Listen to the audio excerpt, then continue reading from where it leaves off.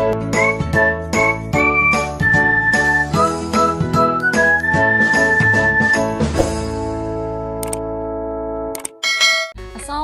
warahmatullahi wabarakatuh. Hai, jumpa lagi bersama saya Erma Widayanti.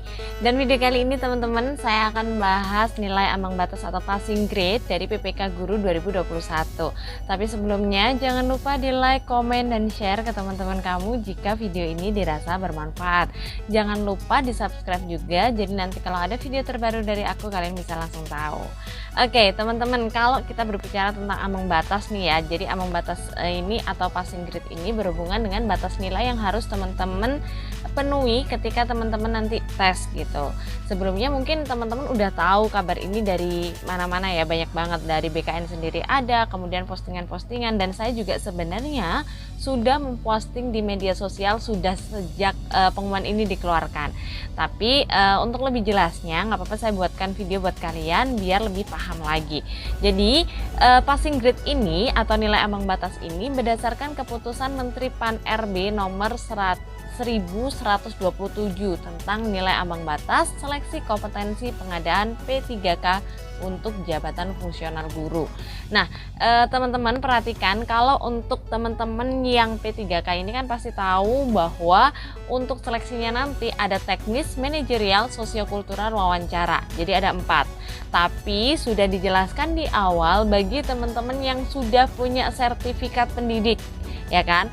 Jadi kalau sertifikat pendidiknya udah punya nih, berarti kan udah 100%, berarti nilai kumulatifnya sudah 500. Jadi aman nih buat teman-teman.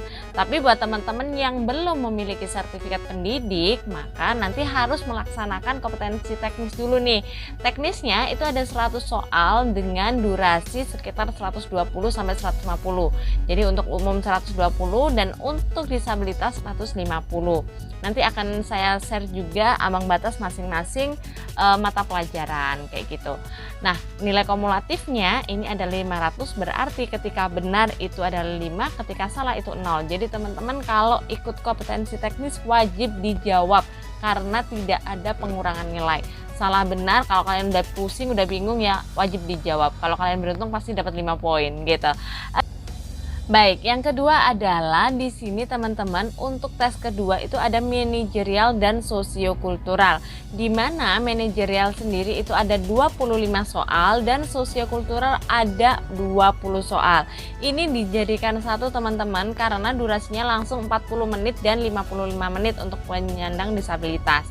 Dan poin tertinggi adalah 200 jika kalian benar semua. Jadi nilai yang 25 ini ada 4 ya kan? Nilai poinnya 444 semua, dan yang sosiokultural ada 20 soal, nilai paling tinggi ada 5. Sehingga kalau kita total nih hasilnya adalah 200. Tetapi nilai ambang batasnya adalah 130. Jadi teman-teman dari 45 soal ini maka akan dijadikan satu dari manajerial dan sosiokultural untuk mencari nilai ambang batas 130. Nah, berarti teman-teman ini sudah pernah saya bahas beberapa soal tentang manajerial dan sosio, bagaimana teman-teman harus mencari poin tertinggi. Tapi usahakan harus benar-benar dijawab. Karena teman-teman ketika tidak menjawab nilai teman-teman adalah 0. Ya, ketika tidak dijawab nilai teman-teman adalah 0, sehingga teman-teman wajib jawab nih, entah skornya nanti dapat yang keberapa gitu. Sama dengan teknis ya, karena nggak ada pengurangan nilai. Jadi wajib dijawab. Nah, selanjutnya tes yang ketiga adalah wawancara. Wawancara ini hanya ada 10 soal dan hanya 10 menit aja, kemudian 15 menit untuk disabilitas dengan nilai ambang batasnya adalah 24 ya. Nah, ini juga sama seperti manajerial, tidak ada benar salah tetapi ada poin 4, 3, 2, 1. Kalau nggak jawab berarti 0, sehingga wajib dijawab teman-teman. Nah, nantinya kalau misalnya sudah 130, sudah 24, ini kalian sudah berhasil untuk PG-nya. Jadi untuk manajerial, sosiokultural, dan wawancara ini berdasarkan poin yang kalian dapatkan ketika memilih jawaban yang ada di opsinya. Selanjutnya ini adalah nilai ambang batas kompetensi teknis bagi teman-teman yang belum mempunyai sertifikat pendidik. Baik, di sini teman-teman PG dari semua jenjang guru dari TK, SD, SMP, SMA, SMK untuk guru ini terendah itu adalah 205. Ingat, soalnya adalah 100 soal. Sehingga kalau 205 minimal kalian harus benar 41. Dan nilai minimal ini itu dipasang di matematika SMP. Jadi matematika SMP ini kalian nilai ambang batasnya adalah 205. Jadi kalian wajib menjawab benar itu sejumlah 41 soal. Jadi teman-teman harus dilihat teman-teman mau ngambil yang mana, ya kan?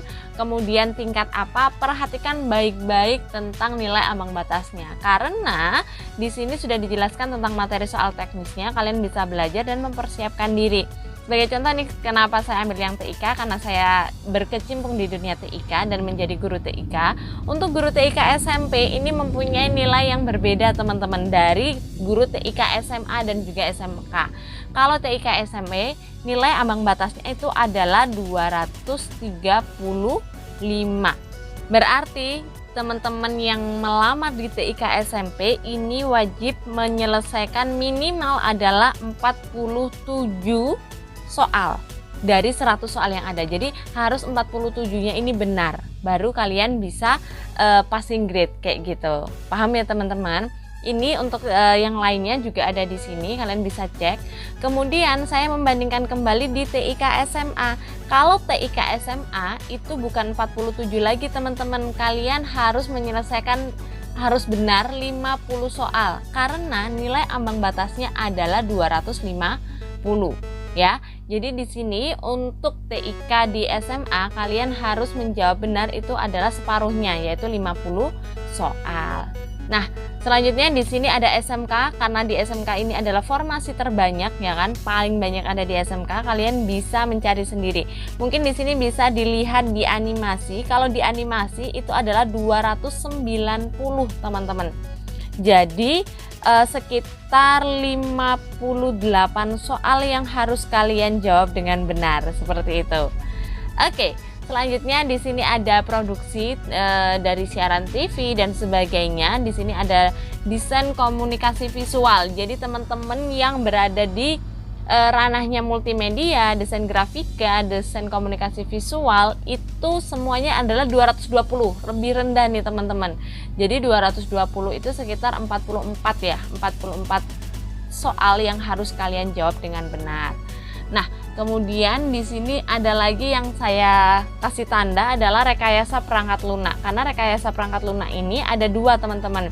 Jadi untuk rekayasa perangkat lunak sendiri dan juga sistem informatika, jaringan dan aplikasi ini ada sendiri. Nah, di sini kalian nilai ambang batasnya adalah 305. Jadi lebih tinggi daripada yang lainnya. Jadi untuk ranahnya informatika nih, kalau RPL ini berada di posisi paling tinggi untuk passing grade-nya ya. Jadi ada 305, itu sekitar 61 soal yang kalian harus jawab benar, kayak gitu.